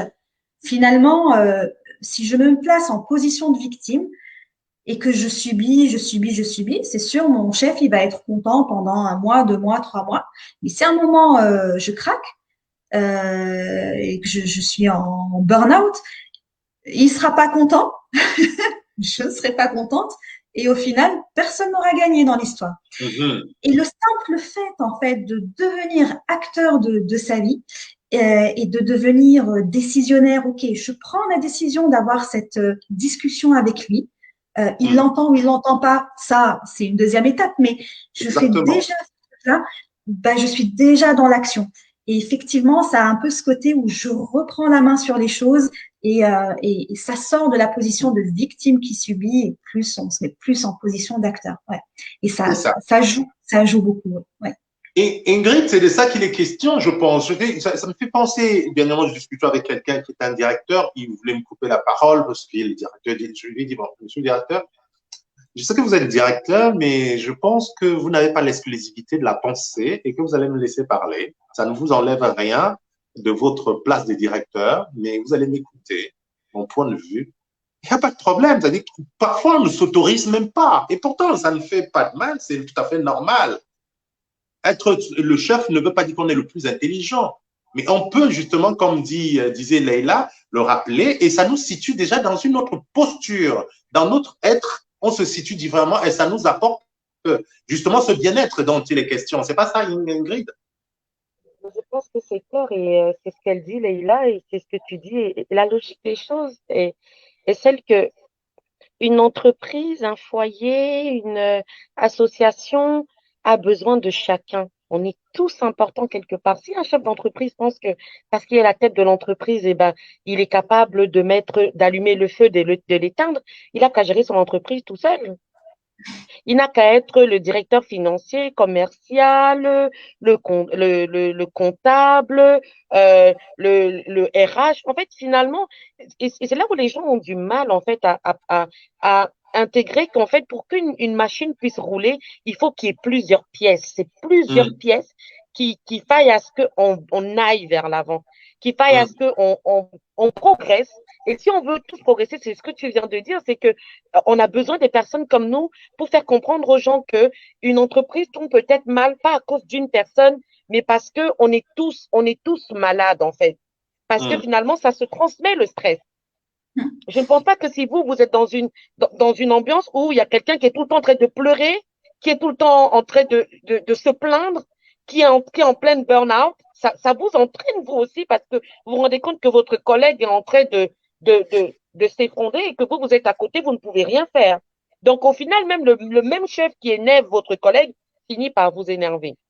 Et je dis souvent ça, même quand je me rappelle, quand je travaillais encore pour les entreprises, je disais souvent pendant mes entretiens, moi, je peux tout apprendre. Je peux être la meilleure version de moi-même. Je peux faire tout ce que vous me demandez, mais j'ai besoin d'un manager qui soit à la hauteur, qui soit disponible pour moi, qui soit prêt à me laisser apprendre, à me laisser prendre des décisions. Parce que finalement, on pense que quand on est quelque part et qu'on est au-dessus, on pense qu'on est la science infuse, alors que non. Et même, pour rigoler un peu, je vais vous dire que des fois, les chefs d'entreprise, c'est ceux qui en savent le moins. Parce qu'ils ne vivent pas sur le terrain, ils vivent pas la situation, ils vivent pas les problématiques, ils sont juste donneurs d'ordre. Donner les ordres ne veut pas dire que finalement on est le plus sage. Donc toute chose, toute entreprise, toute association, tout rassemblement, chacun a sa place. Et je le dis même encore aujourd'hui, c'est un SOS que j'envoie à mes frères, à l'Afrique, à l'Europe, à l'Amérique, c'est de dire que l'union fait la force. Le mot n'a pas été, je sais pas, tiré d'un livre ou d'un arbre et on l'a posé. Non, c'est une réalité. L'union fait la force. Ça veut dire que autant on est nombreux, autant chacun prend son rôle à cœur, mieux on avance et on fait les choses correctement. Donc oui, nous, on est là aujourd'hui pour dire s'il y a une telle maladie, c'est parce que quelque part, les symptômes ont commencé ici. Comment est-ce qu'on fait pour mettre cette ambiance, cette bonne ambiance au travail? Comment est-ce qu'on fait pour mettre cette bonne ambiance à la maison? Vous savez, moi, j'aime. Alors, le côté professionnel ne me dérange pas parce que, comme je dis toujours, on est obligé d'aller travailler. Mais en fait, je veux dire aux gens, on commence par le côté personnel, à la maison, le quotidien. Parce que vous savez, moi, j'ai toujours une chance quand je travaille dans les entreprises. C'est que quand j'arrive le matin, tout le monde commence à rigoler. Ils sont tous heureux. Parce que je vais apporter une ambiance festive, on va rigoler, tout en travaillant, bien entendu. Mais la manière d'être, l'état d'esprit, c'est quelque chose qui vient en plus dans tout ce qu'on fait dans notre vie. Même dans notre maison, avec nos enfants. Moi, par exemple, avec mes enfants, il m'est arrivé de faire des réunions. J'ai un enfant de 10 ans, de 5 ans et de 3 ans. C'est des bébés, mais je fais des réunions des fois avec eux en leur demandant qu'est-ce que vous n'acceptez pas chez maman? Qu'est-ce que maman fait de mal? Comment est-ce que vous pensez qu'on peut régler ça? Ou alors, moi, je leur dis, voilà comment est-ce que, moi, j'aime pas ça. Je trouve que ce que vous faites à ce niveau-ci, c'est pas comme ça. On doit pas s'exprimer comme ça. On doit partager. Ça veut dire quoi? Ça veut dire que, à un moment donné, je me rends compte qu'il y a un malaise et je commence à faire un travail sur moi-même, sur ceux qui m'entourent, pour justement apporter cette harmonie-là. C'est ce qui fait que nous aussi, on est des personnes stressées, hein, Leïla comme moi, ça parce qu'on est sophrologue, qu'on ne stresse pas. Mais à un moment donné, on a décidé de savoir gérer ce stress-là, savoir comment pallier à ce stress-là. Prendre un temps pour se dire qu'OK, là, ça va pas. Comment est-ce qu'on fait pour améliorer? Et c'est ça qui est un problème même dans les entreprises. Les chefs d'entreprise ne se positionnent jamais un jour en disant, OK, là, je suis assis. Qu'est-ce qui ne va pas? Qu'est-ce que vous me reprochez? C'est tout le temps, tu n'es pas à l'heure. Tu n'as pas fait ton travail. Le chiffre d'affaires a baissé. Mais non. C'est Jacques qui nous écrit que chaque élément d'une entreprise a une importance. Et quand on parle d'entreprise, c'est pas simplement l'entreprise, c'est-à-dire tout ce que nous faisons dans la vie, sur le plan sociologique, c'est ce qu'on appelle une entreprise humaine. Lorsque nous décidons de faire quelque chose, chaque élément est important. D'ailleurs, chez moi, on dit 40 quand tu n'as pas compris. Et en fait, ça veut dire qu'une seule main, chacun me peut de vous. C'est-à-dire qu'une seule main ne peut pas attacher, ne peut pas attacher un paquet. Et le problème, je pense que c'est là où il faut commencer à travailler, c'est qu'on a beau dire cela, nous ne sommes pas conscients très souvent de notre importance dans l'entreprise ou dans la situation. Parfois, on se figure intellectuellement, on le pense, c'est-à-dire que on l'intellectualise, mais on ne le sent pas dans notre corps. Je crois que c'est ça, les psychologues vont le dire. On ne le vit pas. On pense même qu'on agit alors qu'on en subit. Et c'est pour cela que il faut prendre le temps d'analyser. Et si on ne peut pas tout seul justement faire recours aux spécialistes, je vais dire que on a beau le dire, mais les gens ne se pensent pas souvent comme étant un élément, un maillon important de la chose. Et c'est pour ça que parfois, on est en train de courir chaque fois à la quête de reconnaissance, alors qu'on est déjà, je veux dire, on veut être brillé parce qu'on pense que c'est lorsqu'on va briller qu'on va être quelqu'un. Je dis, mais non, vous n'avez pas besoin, vous êtes d'abord. Et j'ai souvent expliqué en d'autres endroits aux gens, vous êtes docteur, vous êtes ingénieur, vous êtes coiffeur, vous êtes ceci. Mais ça, c'est un plus. Vous êtes d'abord. Vous n'êtes pas docteur, vous êtes vous. Avant, le reste, sont des casquettes, comme vous disiez tantôt. Et je pense que le problème vient de cette estime de soi parfois défaillante, non? C'est super de chercher à faire mieux les choses, à chercher à être un peu plus perfectionniste, à se challenger, ainsi de suite. Mais il faut se poser la question à un moment, effectivement, est-ce que je suis pas dans l'excès par rapport à ça? Et est-ce que cette partie de ma personnalité n'est pas en train de me tirer vers un stress trop intense et peut-être inutile? Et d'autant plus que, comme tu l'as soulevé, à rechercher la perfection et à chercher vraiment toujours la reconnaissance de son chef, fatalement, un jour, ça va arriver où on en attend tellement de lui qu'il va pas être là, il va pas dire merci, ou il va pas, même si on est parfait, ou parce qu'il l'aura pas vu, parce que ce jour-là, il a d'autres soucis. Et puis, c'est là aussi qu'on commence à se faire des films oh, ainsi de suite, il ne reconnaît pas mon travail et tu as totalement raison. Il y a ce côté où finalement, mon estime de moi, elle dépend de l'autre. Elle dépend de mon chef finalement au travail, par exemple. Ou dans la vie perso, elle dépend de quelqu'un d'autre. Mais finalement, il faudrait se poser la question de moi-même, quelle valeur je me donne à moi-même en fait. Et à partir de là, voir si mes actions sont en cohérence en fait avec ça. Ouais. Ingrid? Ben oui, je pense que Léla, elle a tout dit, c'est-à-dire que j'aime bien travailler avec les exemples. Moi, j'ai une sœur qui, ça fait pratiquement 32 ans qu'elle est dans une entreprise et aujourd'hui, elle a quelques difficultés avec le responsable qui a été nommé il n'y a pas longtemps. Et Mm, souvent, je lui dis, bah, tu sais, ce monsieur, il a compris que quelque part, tu avais besoin d'un mot de sa part, d'une reconnaissance, qu'il valorise ton travail. mm, Alors qu'en fait, tu es là depuis tellement d'années, les gens qui ont vu ton travail, tu connais ton travail. euh, à un moment donné, il faut que tu montres à l'autre que tu connais tes capacités, tu sais la personne que tu es, tu sais ce que tu es capable de faire. Parce que si tu lui montres à un moment donné que tu as besoin de son approbation, tu as besoin de voir dans ses yeux qu'il t'apprécie, bah, il mm, finit par en jouer au final. Et c'est mm, souvent ça avec les humains. C'est qu'à un moment donné, quand l'autre sait que tu viens chercher le tu es belle, tu es forte, tu es grande, dans les yeux de l'autre, eh ben, s'il est ferme à un moment donné, tu ne sais pas où tu vas trouver ce compliment-là. Tu te perds. Il faut être sûr de ce qu'on est, de ce qu'on fait, de qui on est, de ce qu'on apporte quelque part. Si tu es là, on t'a gardé depuis des années, c'est parce que quelque part, tu es un bon élément. bien sûr. Si tu es quelque part parce que tu as été embauché, c'est parce que quelque part tu avais quelque chose que les autres n'ont pas. Parce qu'on Mm, le sait aujourd'hui que juste un entretien, des fois, vous êtes 4, 5, 6, même 10. Et c'est toi qui es sélectionné parmi les 10. Donc, tu dois déjà partir en te disant, si j'ai été sélectionné, c'est parce que je fais l'affaire. À Montréal, on dit, je fais le job. Si tu fais le job, tu n'as pas besoin d'aller chercher on t'approuve ça tous les matins. Alors oui, comme tout le monde, il y a des moments où tu peux atteindre tes objectifs, il y a des moments où tu peux ne pas les atteindre, mais à partir du moment aussi où tu te sens à un moment donné agressé par ton chef, je vais même dire, même dans ton mariage, par l'autre, et que tu trouves qu'il n'y a pas d'explication réelle à ça, parce que si tu sais qu'effectivement, quelque part, tu as baissé, tu as chuté parce qu'il y a une raison, peut-être mm, fatigué, peut-être qu'en ce moment, tu n'es pas motivé, ça peut arriver. Tu vas chercher la raison, tu te remets en place, tu te remets en cause et tu essaies de faire mieux. Mais si tu sais que tu es au maximum, tu donnes comme d'habitude, mais que la mm. situation sanitaire, par exemple, fait à ce que les choses ne fonctionnent pas comme il faut, mais que l'autre en face est en train de se déchaîner sur toi. Tu sais, par exemple, que je vais pousser, on parle du perso et du pro, hein, d'accord? On n'est pas là pour chercher les histoires.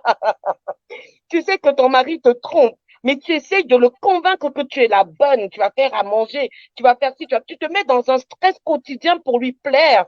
Tu vas acheter toutes les nuisettes du marché pour lui plaire, alors qu'en fait, monsieur, il a déjà son œil ailleurs. À un moment donné, il faut savoir dire stop. C'est pas moi le problème, c'est l'autre. Et à partir du moment où tu reconnais que c'est l'autre le problème et pas toi, tu n'as plus à stresser. Parce que c'est pas toi le problème, mais c'est l'autre personne qui a un souci. C'est à lui d'aller évacuer son stress parce que finalement, qu'est-ce qu'il fait? Il te fait vivre ce stress au quotidien. Son stress à lui qui devient finalement ton stress à toi. Mm. C'est vrai que parfois nous posons assez mal les choses. C'est-à-dire que face à une situation, on se met presque dans un tribunal spontanément à vouloir chercher un coupable, à vouloir désigner à qui la faute. Non. Et je pense qu'il y a des situations qui sont comme ça. C'est-à-dire que c'est des problèmes, c'est en soi. Il faut juste les gérer. Il n'y a pas besoin de dire que c'est la faute de l'autre et qui pisait que c'est ma faute. C'est vrai que bon, les femmes ont un peu cette tendance, voilà, soit à accuser, soit à culpabiliser. Non, il y a aussi des situations qui sont entre. Il n'y a pas à accuser ni à culpabiliser. Il y a juste à voir comment on fait, comment comment on peut gérer ça. Et Gérer. justement, c'est toute la question qui nous. Oui, pardon? Comment on peut gérer? Oui, des fois, je le dis souvent, hein, même celui qui est en face ne sait pas qu'en fait, il est dans cette situation de stress. Même celui qui est en face, des fois, ne sait pas comment finalement gérer le mal-être dans lequel il vit. Donc, lui, il est Mm, en train de vivre son mal-être et puis il diffuse les mauvaises ondes. Il les diffuse et finalement, nous, on les accueille et puis c'est nous qui subissons. Donc, à un moment donné, il faut que vous, comme l'autre, quelqu'un tire la sonnette d'alarme pour dire, OK, d'accord, il y a une situation voilà, tendue. On fait quoi? C'est quoi la solution? Et c'est souvent ça que les gens ne veulent pas, reconnaître qu'il y a un malaise pour aller chercher une solution. Oui. Excuse-moi, Leïla, tu voulais C'est parler. aussi un manque d'humilité. Elle est là, oui. Oui, je voulais juste dire que il y a des choses qu'on ne peut pas changer. On ne peut pas changer les autres, on ne Très peut pas sage. changer son chef, sauf si on change d'entreprise. On ne peut pas changer la personnalité des gens. Il y a des événements dans la vie qui doivent arriver et on n'y peut rien. Il faut que ça arrive. Par contre, les choses sur lesquelles on peut agir, c'est notre propre réaction à nous face Très bien. aux choses, face aux événements, face aux gens en fait qui sont un peu toxiques autour de nous. Très bien. Et Ouais. c'est que sur soi qu'on peut agir. Et ça rejoint encore l'idée de arrêter de subir et agir et se mettre en position d'acteur de sa vie en fait. Ouais. Mm. C'est déterminant ce que Léla vient de dire, parce que être aussi dans la complainte, être aussi dans des jérémiades qui ne s'arrêtent pas, c'est pas que vous avez raison. Je veux dire que je le dis souvent aux gens. Oui, oui, oui, vous êtes agressé, oui, bien sûr, vous êtes victime d'injustice, mais votre vie ne se résume pas à un statut de victime. Vous avez encore beaucoup d'autres choses que vous savez faire. Ce n'est pas en leur ressassant, justement. Et c'est pour cela qu'on dit aussi, même dans d'autres domaines, hein, en sociologie, si vous voulez changer le monde, c'est très facile. Commencez par changer vous. Et la clé, c'est vous. La clé, c'est nous. Hein. C'est ça, elle est là. Oui, c'est ça, c'est devenir responsable finalement de sa propre réaction face aux gens, face aux choses. Et c'est quand on commence à rentrer dans cette dynamique-là qu'on commence à tenir le bon bout pour aller mettre ce recul par rapport au stress, par rapport à l'agitation, et voilà, sortir de la position de victime pour être plus dans l'action. Ça, c'est vraiment essentiel, quoi. Ouais. Mm. Justement, on va répondre à la question d'Anastasie. Avant de répondre à la question, elle me tend la perche parce que ça me fait penser quand Leila parlait, quand on était petit. On dit non, c'est lui qui a commencé, c'est d'abord, il fallait pas qu'il me tape. Mais non, mais c'est lui qui a d'abord dit, il fallait pas d'abord que. Bon, à un moment donné, oui, oui, oui, il l'a pas fait, mais tu n'es pas obligé de répondre. Et puis plus tard, on a des adultes qui se retrouvent devant des tribunaux parce qu'il dit, oui, parce qu'il m'a jeté un mauvais regard, moi j'ai tiré dessus, j'ai fait ci. Non, on n'est pas obligé de réagir. Il faut toujours dire que même si nous sommes en colère, assumons le fait que face à cette même situation, une autre personne ne se mettrait pas en colère. Ça ne veut pas dire que la situation n'est pas désagréable. Donc, nous devenons encore acteurs, justement. Nous devons prendre le pouvoir même d'être au-dessus de la situation et de gérer, justement, d'une façon différente. Peut-être c'est dans ce sens, d'ailleurs, que Anastasia nous dit qu'en grande partie, ces comportements sont liés à notre enfance et à notre éducation également. C'est ça, on peut le dire? Oui, oui, oui. Vas-y, vas-y, Ingrid. Non, vas-y, Leïla, tu peux. En fait, les notions d'estime de soi, de confiance en soi, c'est dans l'enfance que ça commence à se construire. Et puis, c'est au fil des expériences, des événements de la vie et un peu des croyances. Forcément, ça vient de l'enfance, puisque dans l'enfance, on est emporté par les croyances de nos parents, par cette éducation. Mais il n'empêche que il y a un moment où on devient adulte et on peut aussi choisir autre chose, choisir un autre comportement, une autre façon de vivre sa vie. Sur cette terre, on est vraiment là de passage. Donc à un moment, on peut se poser la question, ok, est-ce que j'ai envie de continuer comme ça ou est-ce que j'ai envie de me donner la chance de voir autre chose et de continuer de finir avec autre chose? Voilà. C'est à un moment se poser la question. Si on choisit de continuer, soit ça reste encore un choix possible de quelqu'un qui agit et qui prend la décision de rester victime finalement. Bien sûr, oui. Mais je pense que ça vaut la peine à un moment d'avoir cette introspection et de se dire, OK, là, effectivement, je gère pas, mes réactions, si c'était quelqu'un d'autre qui réagissait comme ça, je lui conseillerais peut-être autre chose, en fait. Maintenant, ce que je fais, sachant que c'est moi qui ai ces réactions-là. Voilà. Ingrid? Ça, justement, c'est la gestion des émotions. C'est la gestion de notre colère, de nos peurs, de nos joies. C'est cette gestion-là, en fait, de savoir que même si on a quelqu'un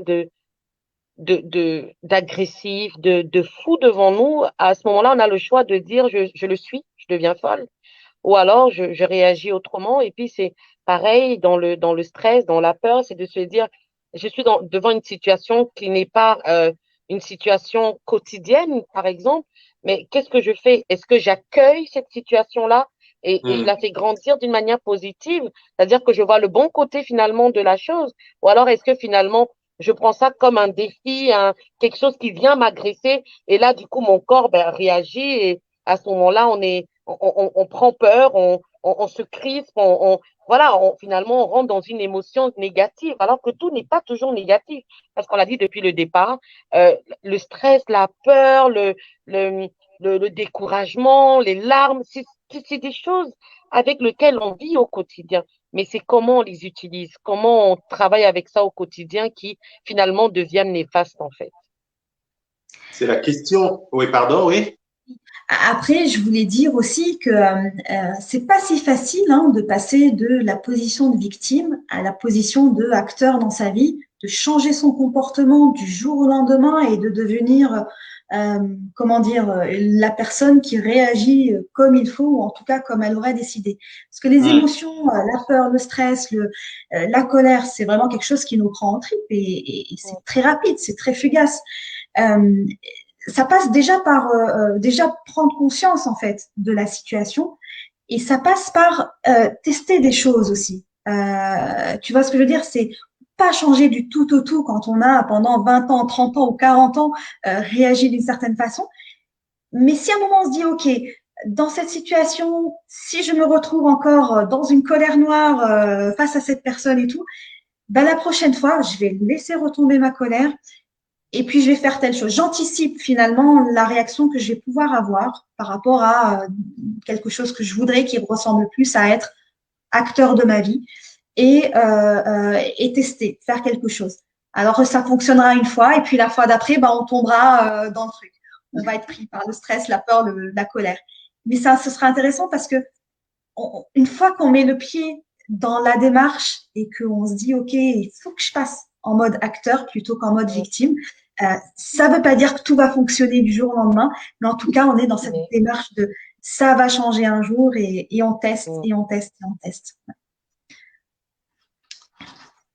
Voilà, donc il faut rester dans cette démarche d'acteur, c'est ce que nous allons certainement retenir aujourd'hui. Nous allons bientôt terminer cette fois-ci, nous reviendrons parler des exercices, on n'a pas eu le temps d'aller surtout les pistes, nous sommes restés beaucoup sur les manifestations et l'analyse des situations.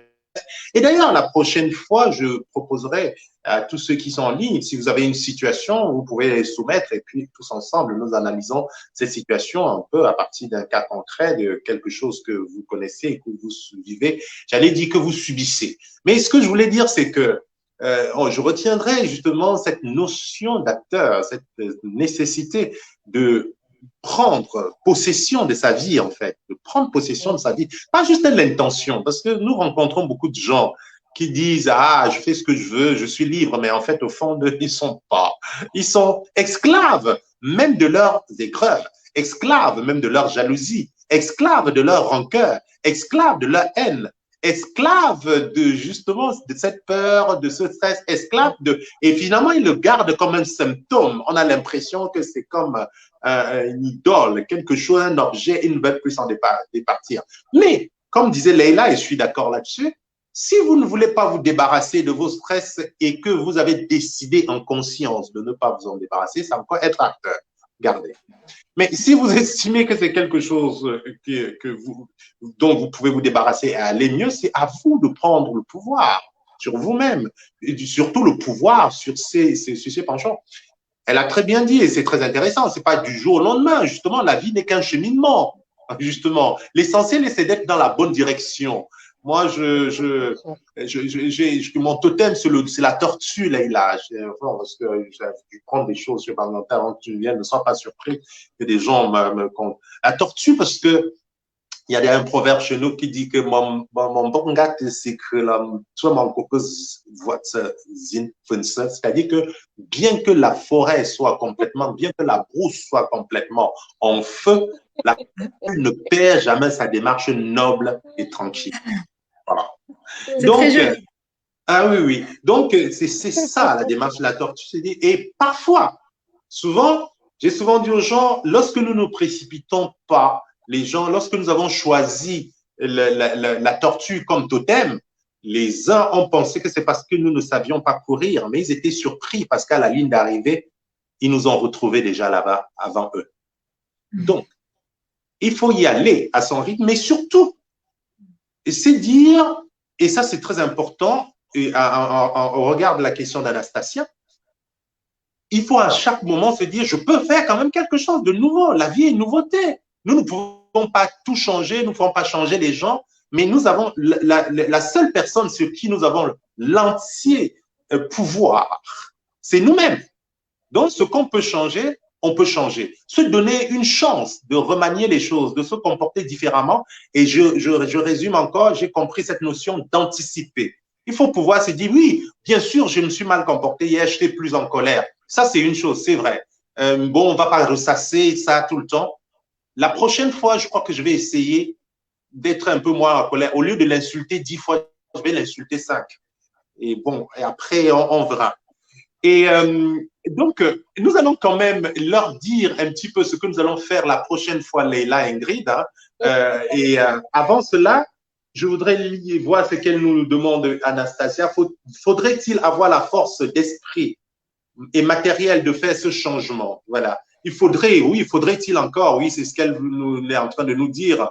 Elle nous dit que dans son travail, justement, elle accompagne des personnes qui vivent dans des situations très difficiles, qui n'osent pas en sortir du fait de plein d'aléas. Mais heureusement qu'il y a des dames comme vous pour les recentrer. Ah ben voilà. Mais en fait, il faut dire, en fait, vous savez, à un moment donné, souvent, la douceur, je vais répondre à Anastasia, je vais lui dire que la douceur et la patience auprès de ces gens-là est la seule clé, en fait. J'ai accompagné beaucoup de personnes surtout les femmes qui ne savaient pas de quoi elles souffraient, qui ne savaient pas d'où venait vraiment leur mal-être. Et souvent, ça vient de nous-mêmes, en fait. Ça vient de ce qu'on accepte, ça vient de ce que on décide de vivre, de subir. Mais souvent, quand on nous le place comme ça devant nous, on se sent tout de suite, on se braque. Parce que imaginez-vous que quelqu'un vous dise, oui, mais en fait, c'est toi qui n'as pas confiance en toi. En fait, c'est toi qui ne t'aimes pas assez. En fait, tu te caches toujours quand t'es en face des gens. Tu n'arrives pas à t'exprimer. En fait, si vous dites ça à quelqu'un comme ça d'un coup, il se braque, il s'en va et puis il se renferme. Il y a une façon de parler aux gens, de les prendre, de les mettre en confiance, de leur donner des exemples, de leur raconter. Moi, ma technique, c'est de raconter des histoires. C'est de dire qu'ils ne sont pas les seuls à avoir vécu ça, ils ne sont pas les seuls à passer par là, ils ne sont pas les seuls dans cette situation-là présentement et que moi-même, j'ai pu vivre ça parce qu'on vit tous les mêmes problématiques à un moment donné de notre vie. Elles peuvent être intenses ou pas, mais on traverse souvent les mêmes problèmes. Et encore une fois, c'est comment on les accueille qui fait la différence. Donc, c'est de prendre ces personnes-là avec une certaine douceur, un certain calme, une certaine compréhension, une patience pour qu'ils puissent s'ouvrir finalement et aller eux-mêmes chercher. Parce que des fois, quand on parle, quand on se met à parler, là, on découvre finalement d'où vient le mal-être. On découvre finalement qu'est-ce qui nous fait pleurer, qu'est-ce qui finalement a fait on a perdu cette vibration-là. Et la plupart du temps, je demande aux gens, c'était quand la dernière fois où tu t'es sentie joyeuse? C'était quand la dernière fois où tu as senti que tu vivais vraiment pleinement?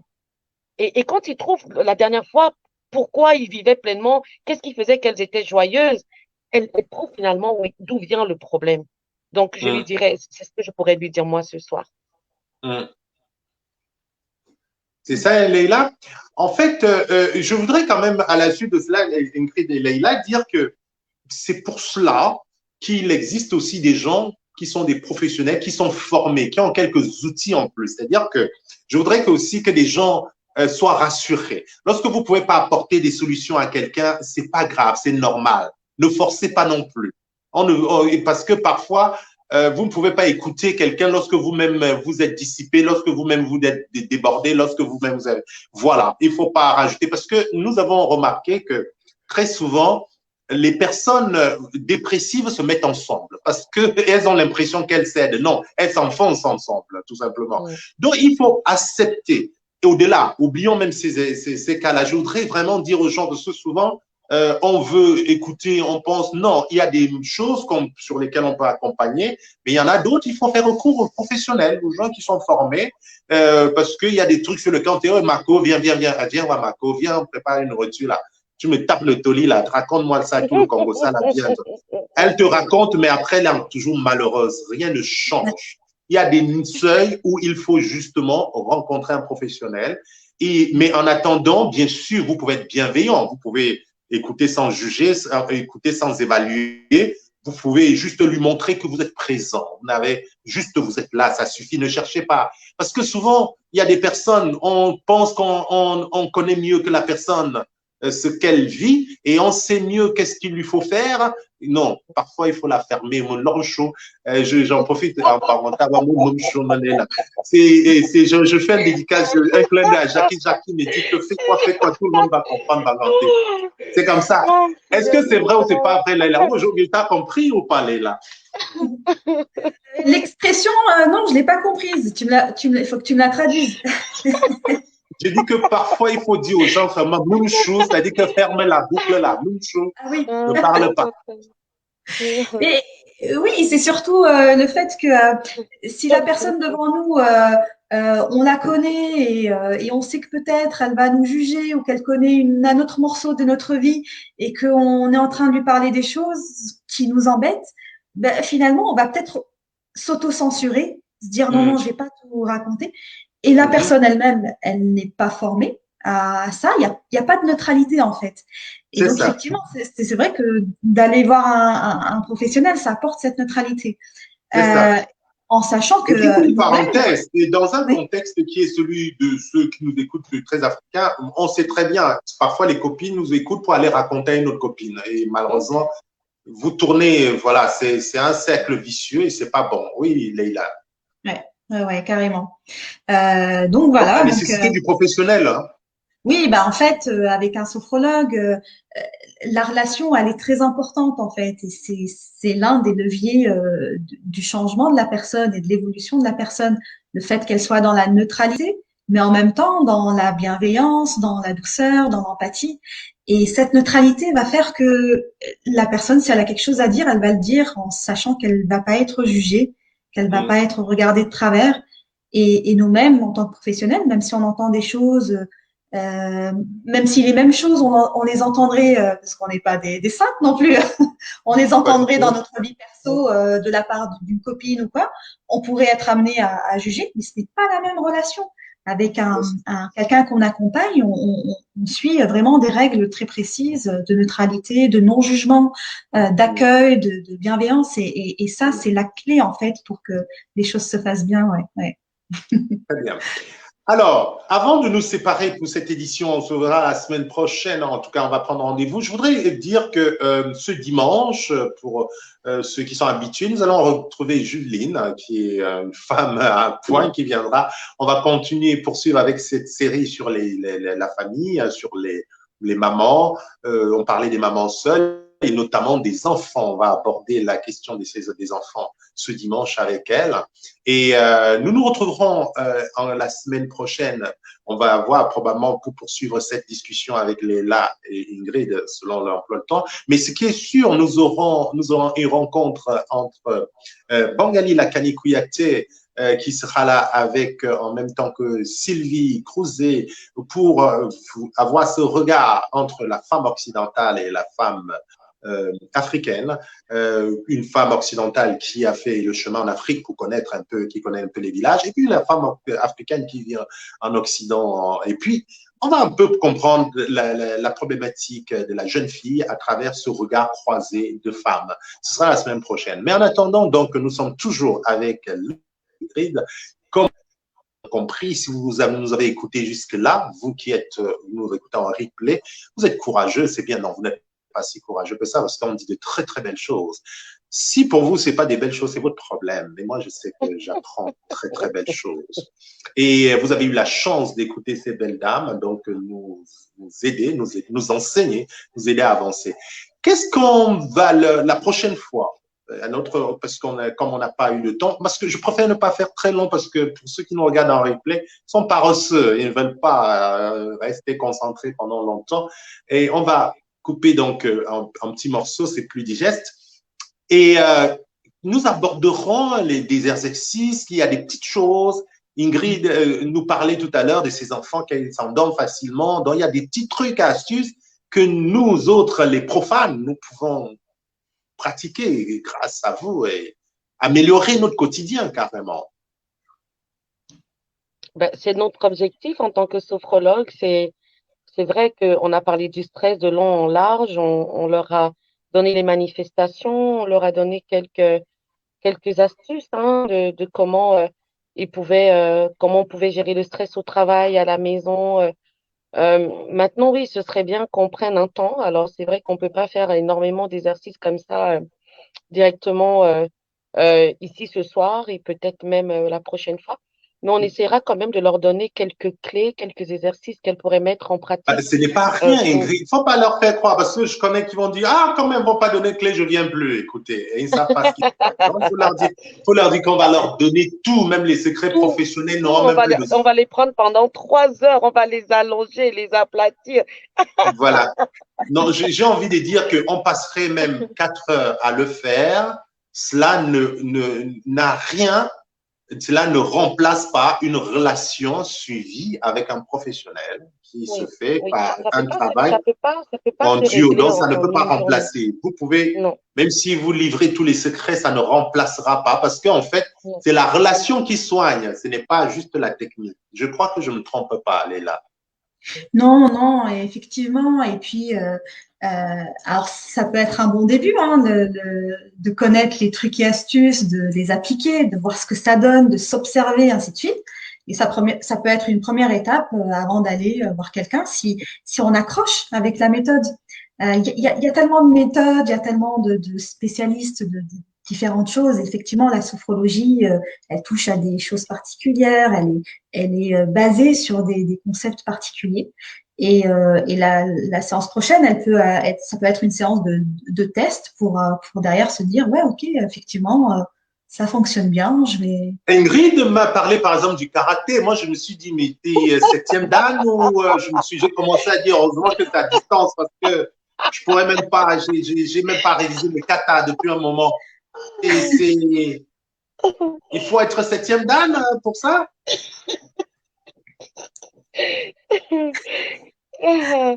Non, mais c'est marrant parce que quand je lui ai parlé du karaté, il m'a dit c'est quoi? Bah, je me suis dit, ça fait longtemps, j'avais commencé l'initiation au karaté, j'ai abandonné, je sais pas. Il faut réviser tous ces katas pour y arriver ou pas, aller là. Il faut me dire là.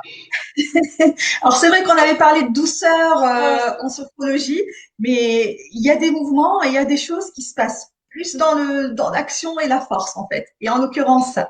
Je vais pas dévorer le sujet quand même. Non, on va pas leur donner le secret ce soir. Effectivement, c'est du karaté, mais d'une autre manière. C'est un exercice qui permettra justement de lâcher en fait, d'aller chercher ce qui va pas et de le déposer quelque part. On va dire ça comme ça. Bon, on va continuer ce sujet. On va essayer peut-être vendredi prochain si les emplois de temps le permettent, mesdames. D'accord, très bien. Ben, je vais vous laisser parce que ici, là, ce sont les invités qui ont le dernier mot. Moi, je suis, en plus, quand je suis submergé de femmes, je suis bien obligé de m'éclipser avec beaucoup de bonheur. Je m'en vais comme la lune quand le jour arrive pour que le soleil puisse prendre toute sa place. C'est à vous, madame. Merci beaucoup, ce fut un plaisir. Et puis, merci à Leïla de partager ce moment avec nous. C'est important. C'est important qu'on se rende compte que finalement, c'est ça qui fait la force. On vit toutes ces situations-là, quel que soit le continent, le pays, quelle que soit la couleur de peau, quel que soit le milieu social d'où on vient. on vit tous les mêmes sensations, les mêmes situations. On est fait de chair et de sang et quand Leïla a accepté de venir me soutenir, apporter son expertise à elle, parce que comme je dis toujours, on peut toutes faire la même chose, mais on a une approche différente, on Bien a une sûr. façon de travailler différente, on a une manière de s'exprimer différente, on est différente, et c'est ça qui fait que si certaines personnes ne se retrouvent pas en moi, peuvent se retrouver en Leïla. Le but, c'est qu'on soigne le plus de personnes, c'est qu'on interpelle le plus de personnes, et il y a que comme ça qu'on pourra sauver le maximum d'âmes, en fait. Donc, merci à Leïla d'avoir joué le jeu. Merci à NK de m'avoir invité. Je vois que je suis encore invitée vendredi. Ben Donc, au oui, final, je, c'est une communauté, la maison à vous, vous la occupez. Moi, ouais, je joue un rôle d'animateur, au ça me final, va très bien. je suis à la maison, donc c'est vraiment avec plaisir. Je pense que c'est quelque chose d'important, ce que tu fais, parce que on n'est pas tous, on peut pas gérer 1000 personnes en même temps, au même moment. Et souvent, des lives comme ça peuvent permettre à quelqu'un de se rendre compte que le malaise vient de quelque part et de commencer à aller vers la solution. Alors, on va pas dire qu'on est nous seulement la solution, mais on veut juste dire aux gens que nous sommes là au cas où ils ont besoin de plus d'informations. On leur mettra sur le live tout à l'heure. S'ils ont besoin de rencontrer Leïla, c'est avec plaisir. Il y a vraiment pas une question de choix. Il y a une question de chercher une guérison, de chercher une solution, et si ils veulent me rencontrer, avec plaisir, pareillement. Donc voilà, merci bien et bon replay à ceux qui regarderont le live par la suite. Voilà.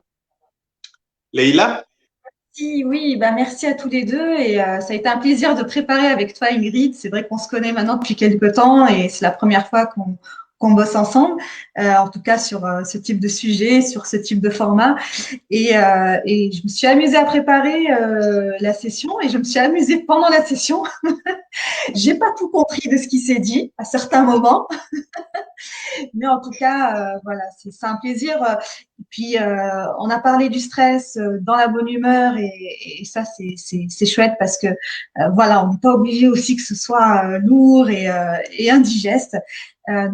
Merci pour ça et effectivement, je te rejoins, hein, Ingrid, on est là pour apporter euh, c'est vraiment l'accompagnement et la personne, elle va aller trouver ses propres solutions et on va être là pendant qu'elle trouve ses propres solutions. Et c'est ça qui est important. On va pas être là pour les conseiller, leur dire fais ci, fais ça, fais ci, fais ça. Alors oui, pour faire des exercices en particulier, mais c'est de la transmission dans un certain sens. Et ensuite, la personne va avoir ses propres prises de conscience et le fait de réduire le stress va amener à d'autres réflexions, à d'autres introspections, et c'est le début de la démarche et de l'évolution et tout. Et ça, c'est vraiment un super truc à vivre en fait. Voilà. Et merci beaucoup pour l'accueil, NK, c'était vraiment chouette. merci donc à ceux qui sont aussi en ligne, qui étaient avec nous. On forme une communauté, hein, c'est-à-dire qu'on se retrouve pour penser, pour discuter vos points de vue, vos réactions. Jackie Jacques, merci beaucoup. Anastasia Finesse, notre spécialiste nutrition, Madame Santé et Bien-être par la nutrition, notamment chez nous. On la connaît maintenant. Excellente. Merci Alice Mylène Cambou, vous allez le regarder en replay, vous aurez beaucoup de choses à apprendre, vous en profiterez, tant mieux, c'est le but. Joseph Tunge, salut aussi à tous ceux qui nous regarderont lorsque nous ne serons plus là, bien sûr. Nous pensons beaucoup à vous lorsque nous réalisons ce programme. Nous voulons participer de notre manière à la construction de notre société, à un mieux-être, parce que lorsque nous serons tous apaisés, la société ne pourra qu'être plus belle. Johan Franklin, merci aussi, et Tanali Shuta, et Bangali Lakani Kouyaté, que je retrouverai la semaine prochaine aussi, Muriel Bétolé, qui nous a regardé du Gabon, et que je salue, ça fait un moment, Léa Copette, Octavie, Augustine Laco, et vous tous. C'est un réel plaisir. On se dit à bientôt avec ces deux charmantes dames. Je vous donne rendez-vous vendredi prochain, mais moi, je serai là dimanche, une fois de plus, ce sera avec Juline pour poursuivre sur la question des enfants, la famille, même seul, tout ça, je vous avais déjà dit. La semaine prochaine, le programme, comme d'habitude, nous nous retrouvons mercredi et ensuite vendredi avec ces dames et c'est reparti. Chaque jour que Dieu fait, on va l'utiliser pour s'édifier mutuellement. Merci, mesdames. Merci encore. C'était